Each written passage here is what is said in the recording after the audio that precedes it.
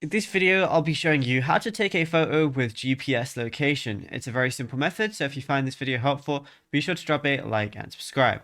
Now, to take a photo that automatically imprints and saves your exact GPS location coordinates directly into the image file's metadata, you need to enable location tagging in your camera settings. So what you want to do is open up your camera, and then what you want to do is find your settings toggle. So I'm going to press those four little dots and then go ahead and click settings. I'm going to be in my camera settings now. Now what I want to do is go over and scroll down until I find location tags, which mine are right here, right under composition guide. It says add tags to your pictures and videos so you can see exactly where they were taken.